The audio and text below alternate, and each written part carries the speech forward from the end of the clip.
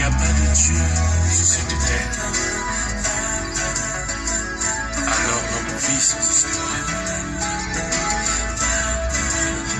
Si je dis toutes ces choses à son égard, c'est parce que moi qui vous parle, je l'ai rencontré. Il est vraiment la lumière du monde. J'entends dire ça et là que tu n'existes pas. Pourtant tu as fait le ciel et la terre, ils disent tu n'as rien créé. Certains croient en ces fausses invisibles, ils disent que tu n'existes pas. Ils se moquent et nous prennent pour des cons, ils disent tu n'as rien créé. C'est vrai que par notre mauvais témoignage, on leur envoie souvent laissé le choix. Éternel, pardonne-nous. Sachez une chose, l'adoration c'est prier 2 fois. L'adoration rapproche l'homme de Dieu. Mais quand je dis l'homme, je parle de celui qui croit au véritable Dieu. Je ne parle pas de celui qui pense connaître Dieu mais qui ne le connaît pas. Je ne parle pas de ceux qui adorent un Dieu qui n'est pas vivant. Je ne parle pas de ceux qui adorent un Dieu qui n'a jamais eu de manifestation. Un Dieu qui ne s'est jamais manifesté. Un Dieu qui n'a jamais fait une preuve qu'il est vivant. Alors je vous parle des véritables chrétiens. Je vous parle des juifs et des chrétiens. Ceux-là, ils ont connu Dieu. Alors nous sommes chrétiens par adoption parce que nous avons cru en Christ et nous avons pris notre baptême. Alors si quelqu'un vous dit qu'il croit en Christ, posez-lui la question, est-ce que vous avez pris votre baptême? Ta parole m'envoie à la couronne, tu as tout accompli. Éternel, j'ai foi en toi. J'ai foi en toi, Éternel. Je sais que tu es capable. Je sais que tu es capable de te faire un homme et de venir sur la terre. Je sais que tu es capable de venir vivre au milieu de ton peuple. Car toi-même tu l'as promis, tu n'es pas un homme pour mentir. Tu as dit, je viendrai vivre au milieu de toi. Et tu es venu. Il y avait des signes pour montrer que tu étais là. Alors ces signes se sont manifestés. Nous avons cru et nous avons su que tu es vraiment venu.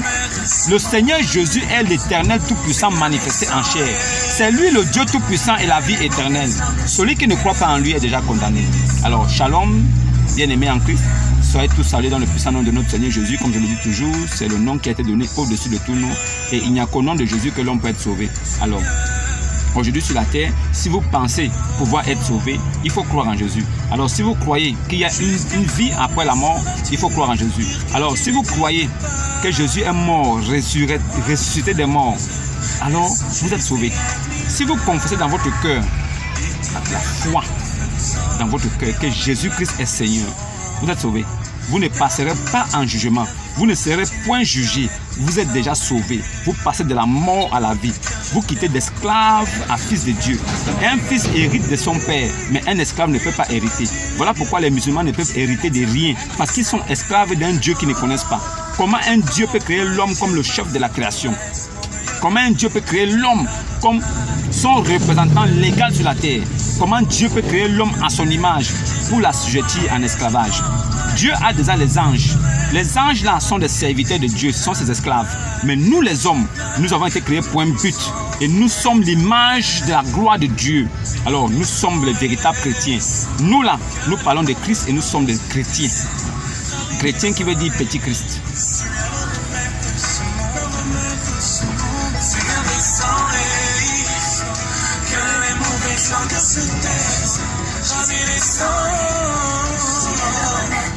Aujourd'hui, nous parlerons de la sourate 15 au verset 60. Aujourd'hui, nous parlerons de la sourate 15 au verset 60. La sourate 15 au verset 60.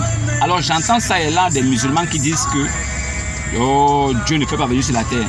Oh, Dieu ne peut jamais venir sur la terre. Oh, Dieu est très immense. Oh, Dieu est trop grand. Il est trop grotesque. Il est trop grotesque. Il est trop ceci. Mais les gars, votre Coran a tout révélé en ce qui concerne Dieu. Votre Allah a parlé à votre prophète. Votre prophète a tout dit. Aujourd'hui, nous sommes sûrs et capables de pouvoir lire la Bible et lire le Coran pour comparer. Et après avoir lu le Coran, nous nous rendons compte que Allah est bien venu sur la terre. Allah est venu sur la terre. Alors, ceux qui ont du temps, allez voir sur mon post. Je vous ai posté la sourate 15, verset 60.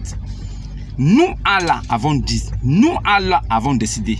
Allah est venu au départ comme 3 messagers.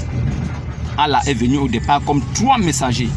Alors ceux qui ne comprennent pas, ce n'est pas mon affaire. Mais moi je vous dis la vérité parce qu'il est important que vous sachiez la vérité pour que vous puissiez être délivrés. Alors votre délivrance passe par la connaissance des choses qui sont écrites.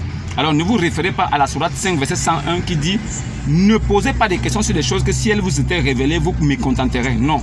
Alors cherchez à connaître la vérité. Cherchez la vérité. Il est très important de connaître la vérité.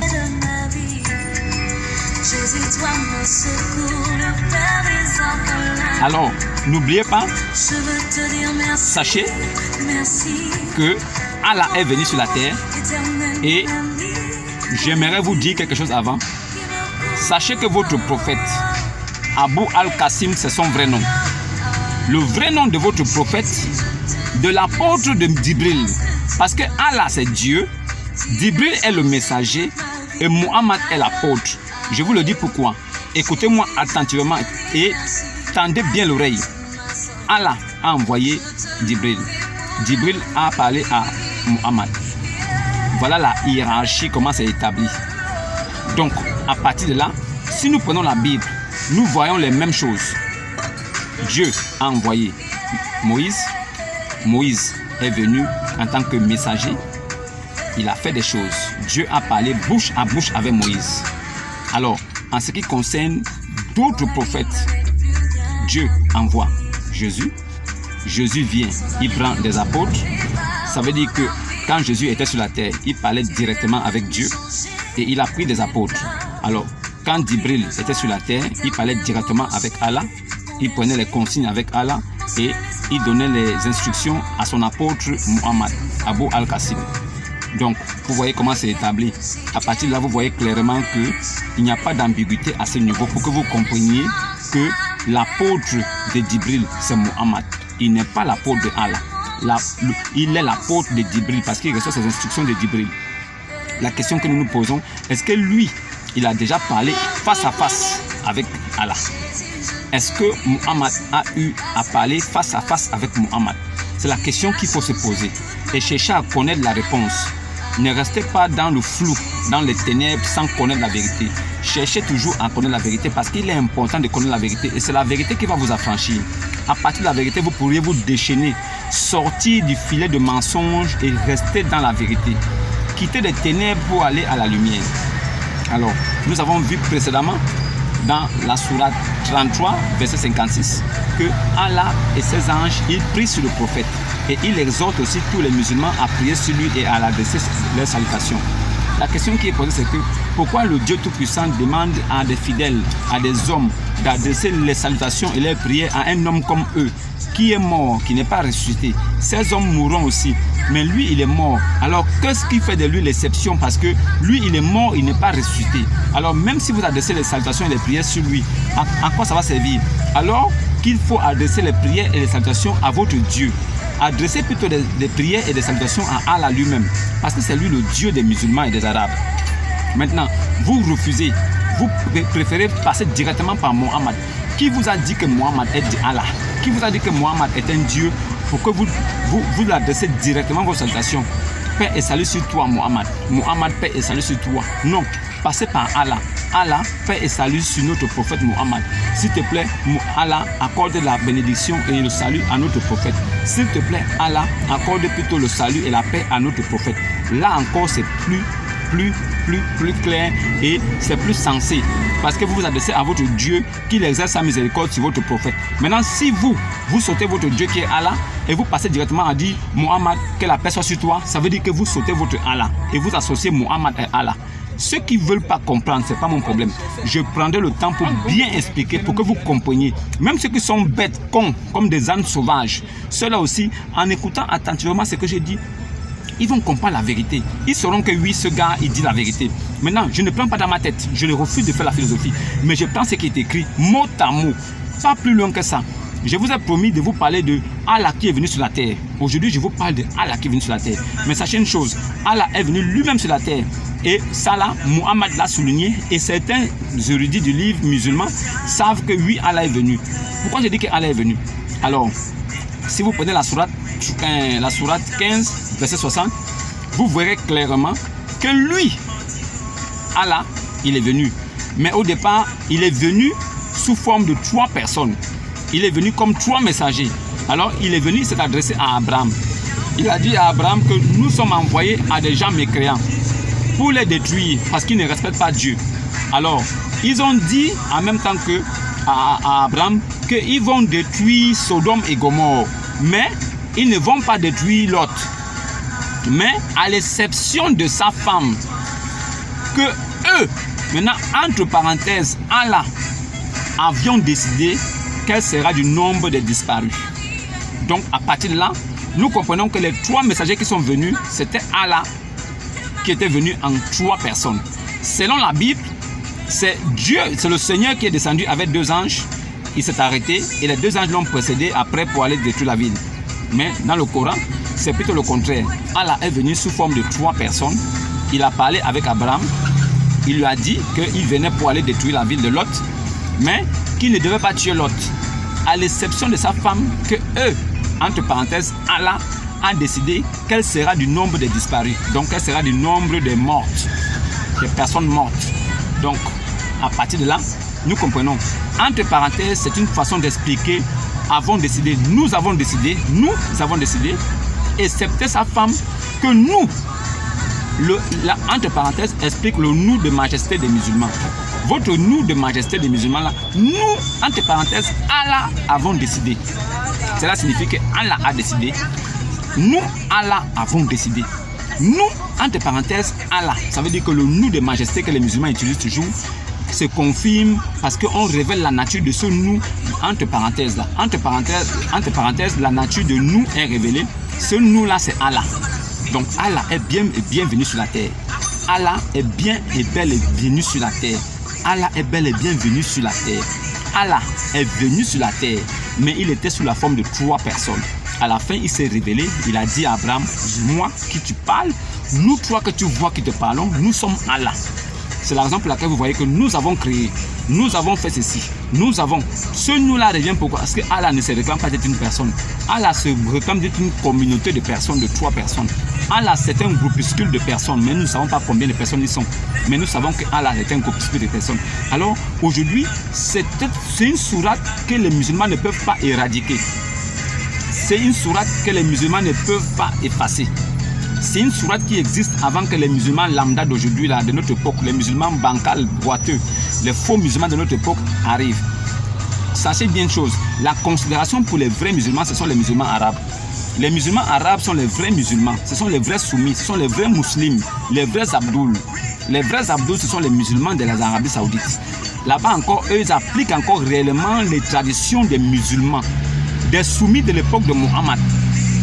Aujourd'hui, nous vivons dans une époque où nous comptons 2023 de notre ère à partir de la naissance de Jésus-Christ.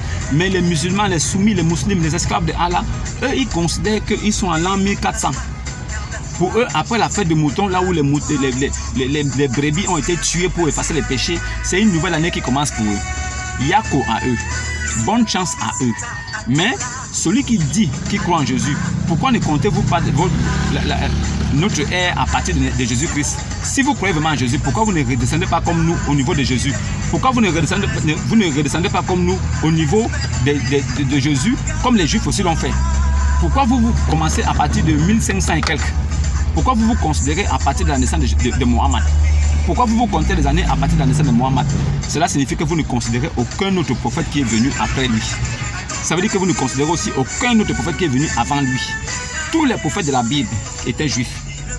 Tous les juifs qui sont venus, qui se sont succédés jusqu'à la venue de Jésus, étaient des juifs, des hébreux qui sont nés en Israël. Le seul qui est venu, qui était en Arabie Saoudite, c'est Mohammed. Il est né dans le désert de l'Arabie Saoudite. C'est un arabe pur, 100%. Il n'a aucune descendance d'hébreux. Il n'est même pas descendant d'Ismaël. Il n'est pas descendant d'Abraham. Mohammed est un arabe pur sang. Il n'a rien à voir avec les hébreux. Il ne connaît même pas la nature juive. Il n'est même pas sémence juive. Il n'a rien des juifs. C'est un prophète de l'Arabie Saoudite qui est venu avec une autre doctrine qui n'a rien à voir avec celle de Christ. Lui, il est venu dire aux hommes que les hommes peuvent se marier, frères et sœurs peuvent se marier. Il a ramené frères et sœurs peuvent se marier alors que cela avait été interdit par Dieu. Il a ramené qu'un beau-père peut prendre sa belle-fille, l'épouser, coucher avec elle, ça ne va aller nulle part. Il a ramené ça alors que c'était interdit par Dieu. Il a ramené aussi qu'il faut tuer les béliers et tuer les animaux pour se purifier. Alors que Dieu avait tout accompli et cela n'était plus possible. Dieu avait interdit ces choses-là. Il a ramené ça. Il ne s'est pas arrêté là. Il a combattu. Il avait l'épée. Et tous ses désirs sexuels ont été exaucés par Allah. C'est lui qui commandait Allah. La preuve, c'est qu'il y a une sourate très spéciale que je vais vous montrer demain avec des appuis sur la Sunna, sur les appuis sur Saïd Aboukari. Je vous rendrai dans les livres saints authentiques de l'islam pour vous expliquer comment est-ce que les désirs sexuels de Mohammed étaient exaucés. Et il est allé jusqu'à sortir une sourate où il dit que s'il y a des femmes musulmanes qui peuvent même, ça veut dire qu'il lui est permis, les filles de cette tante maternelle, les filles de cette tante paternelle, il lui est permis, les filles de ses oncles maternels, de ses oncles paternels, il lui est permis, toutes les femmes, même de ses fils, toutes les femmes lui sont permises, même celles qui veulent faire don de leur personne. Ça veut dire qu'il est arrivé à un niveau où il dit même les femmes musulmanes, les soumises, qui veulent faire don de leur personne, alors elles peuvent donner leur corps pour qu'il les couche. Mohammed est arrivé à un niveau où il n'avait même plus de respect même pour les musulmans. Il n'avait même plus de respect même pour ses compagnons. Au point où il dit que celle qui a envie de coucher avec lui, elle est la bienvenue. Parce qu'il lui promet le paradis en échange. Ou celles qui veulent faire don de leur personne peuvent venir donner leur corps. Mais donner leur corps, pourquoi? Mais on ne refuse pas. Tu peux donner des dons. On peut donner des choses, des objets, de l'argent. Ça encore, c'est admissible. Mais jusqu'à donner son sexe. Qu'est-ce que Allah va gagner quand Mohammed va prendre un sexe et qu'il couche avec ça? Qu'est-ce que Allah va gagner? C'est-à-dire que quand Mohammed va coucher une femme, il va la coucher, il va la taper. Quand il va atteindre l'orgasme sexuel, le plaisir qu'il va ressentir là, est-ce que c'est Allah qui va ressentir ça à sa place? Quel est l'avantage de Allah à dire à Mohammed que vas-y, couche avec des femmes et moi je vais retrouver le plaisir ici? Est-ce que Allah partage le plaisir de Mohammed? Abu al-Qasim, il a rusé, il a utilisé des gens. Devenu tout puissant, sachant qu'il était devenu le prophète de l'islam, alors il se permettait maintenant des folies. Alors, jusqu'à aller manquer même de respect à ses compagnons. Comment peux-tu dire que si une femme veut te donner son sexe, il n'y a pas de souci, tu prends et tu tapes, tu la baises. Pourquoi donner son sexe? Quel est l'avantage pour l'islam qu'une femme vienne ouvrir ses pieds et donner son sexe à Mohammed? Quand Mohammed couche une femme, qu'est-ce que l'islam gagne? Qu'est-ce que la religion gagne du fait qu'une femme est venue coucher avec lui? C'est de la prostitution qu'il a légalisée. Il a pris la prostitution, la débauche. Alors il a pris ça, il s'est en accaparé. Il a dit c'est normal parce que c'est Allah qui lui permet ça. Quel est ce Dieu qui peut demander à un homme d'aller coucher toutes les femmes de la terre? Quel sera le plaisir pour lui, ce Dieu? Qu'est-ce que Dieu gagne quand Allah couche une femme? Quand il met une femme à cheval, qu'est-ce que Allah gagne dedans? Quel est le bénéfice de Allah du fait que Mohammed couche une femme? Quand Mohammed prend la petite Aïcha, elle a 6 ans, qu'il écarte ses petits pieds comme ça et qu'il met son gros truc là-bas dedans, quel est le plaisir que ce Dieu-là a? Ce Dieu est-il un Dieu pervers? Est-ce que Allah est pervers? Oui, je pourrais le dire que Allah est pervers. Pourquoi? Parce qu'il permet à Mohammed de prendre des petites filles de 6 ans et de les coucher. C'est de la pédophilie. Alors, si lui, il agresse ça et que Mohammed se réclame d'être envoyé de Dieu et qu'il dit que c'est son Dieu qui lui a permis de faire ça, ça veut dire que son Dieu est pervers et pédophile. Alors voilà un Dieu arabe pervers et pédophile et personne ne doit parler de ça. Quel est cet avantage qu'à un homme à coucher des femmes? Quel sera le bénéfice de Dieu dans ça? Alors, il est allé même très loin. Ce gars est arrivé à un niveau où il a dit ouvertement que si ses yeux se posent sur ta femme, tu dois la divorcer et puis lui la prend, il la couche. Et ce n'est même pas mariage, c'est seulement pour la coucher. Alors, Mohammed était devenu tout puissant au point où quand il regardait ta femme, tu étais obligé de la laisser aller avec lui pour qu'il la baise. Lui, il était devenu Dieu sur la terre. Si ses yeux se sont posés sur ta femme, tu dois la laisser, lui la prend, il la baise. Parce que c'est lui qui est Dieu. Il était devenu le Dieu des Arabes. Comment un homme peut coucher des femmes? C'est-à-dire que si ses yeux se posent sur une femme, elle doit dire oui. Même si elle est mariée, elle doit céder. Elle ouvre les pieds, il tape. C'est ça. Voilà le plaisir d'un prophète de Dieu. Il est venu sur la terre pour le sexe, pour se faire plaisir, pour les désirs charnels. Il est venu sur la terre pour jouir, pour l'orgasme. Et qu'est-ce que son Dieu gagne dedans? Qu'est-ce que Allah gagne du fait que Mohammed a joui? Si Mohammed a joui 2 coups, 3 coups, qu'est-ce que Allah a gagné? Qu'est-ce qu'Allah a gagné? Alors demain, je vous parlerai de cette sourate. Et je vous apporterai aussi des hadiths pour pouvoir soutenir cela, pour que vous sachiez que ça ne vient pas de ma tête et que c'est des choses qui sont dites et des choses qui sont sues par des érudits musulmans qui cachent la vérité. Alors aujourd'hui, nous restons seulement sur la sourate 15, verset 60. Dans cette sourate, nous voyons clairement que Allah est venu sur la terre. Nous, Allah, avons décidé. Et cela, c'est irréfutable. Personne ne peut dénier cela. Pourquoi? Parce que dans le Coran, Allah parle tout en disant, nous avons décidé, nous, Allah, nous avons dit. Dans la sourate 70, verset 40, Allah dit, certes, Allah dit quoi? Oh non, je jure sur le Seigneur du Levant et du couchant que nous sommes capables. Le nous revient. Les musulmans disent que c'est le nous de majesté. Mais je vais vous dire une chose, ce n'est pas un nous de majesté. Le nous est employé parce qu'il s'agit de plusieurs personnes. En fait, l'islam, la divinité de l'islam, c'est plusieurs personnes réunies. Nous sommes capables. C'est nous, Allah, avons décidé. Nous, Allah, avons créé. Nous. Ce nous-là revient là-bas parce que quand vous prenez la sourate 15, verset 60, il est assez clair de comprendre et de voir que lui-même, Muhammad, il dit que Allah a dit qu'ils sont allés voir Abraham.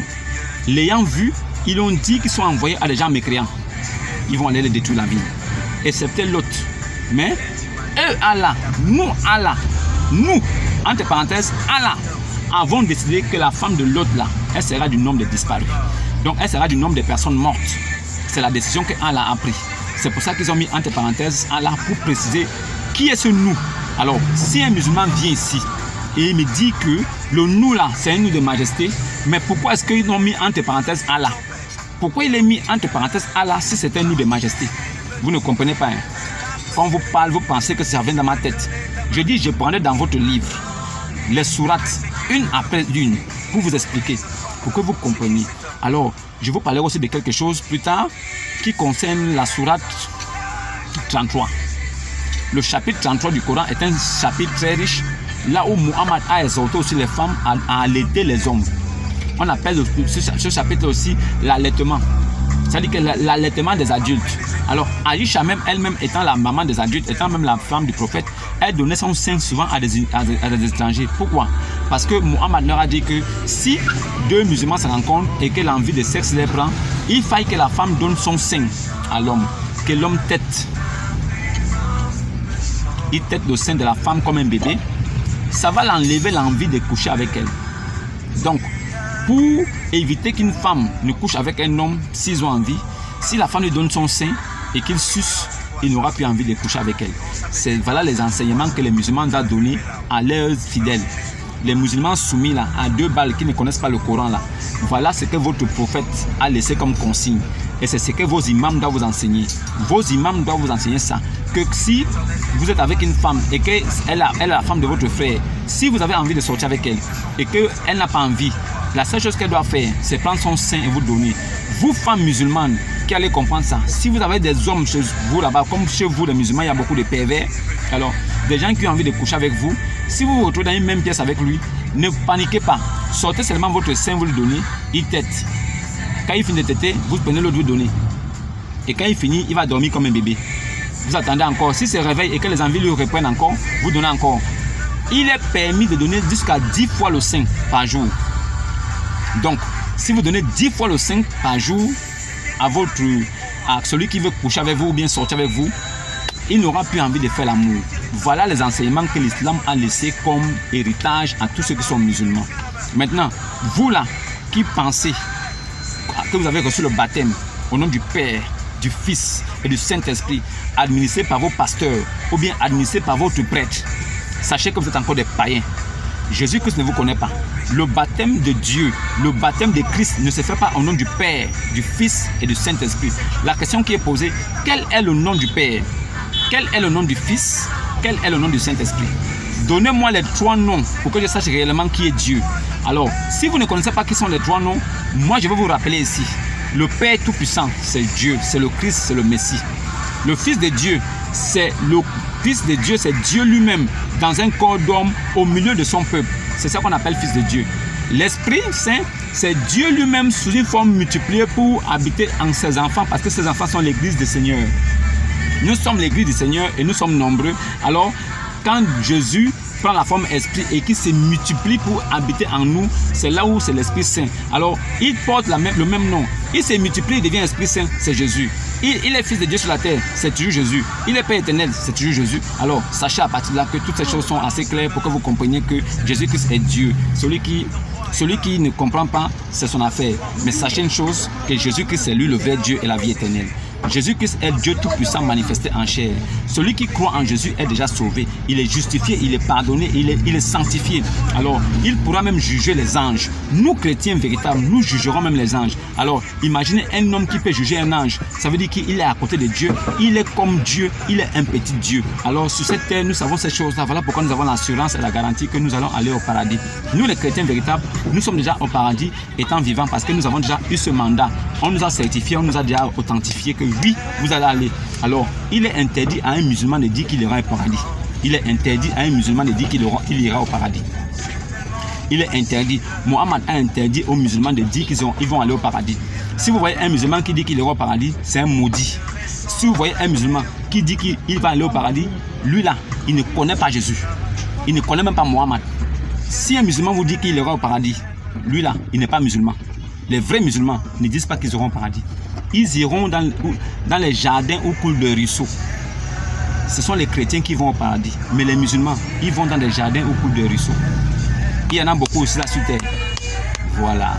Alors, il était clair, il était question pour moi aujourd'hui de vous expliquer la sourate 15, verset 60, pour que vous sachiez que Allah est déjà venu sur la terre. Allah est venu sur la terre. Les hommes l'ont vu. Allah est venu sur la terre. Allah est venu sur la terre. Sourate 15, verset 60. Allah est venu sur la terre. Nous, Allah, avons décidé. Allah est venu sur la terre. Maintenant, je voudrais encore me dire quelque chose, souligner quelque chose pour que vous puissiez comprendre. Et que vous deveniez sage. Le pape, c'est l'enfer. Le pape, c'est un homme de l'enfer. Le pape, c'est un homme de l'enfer. Si vous croyez en lui, vous êtes déjà condamné. Vous êtes même déjà maudit.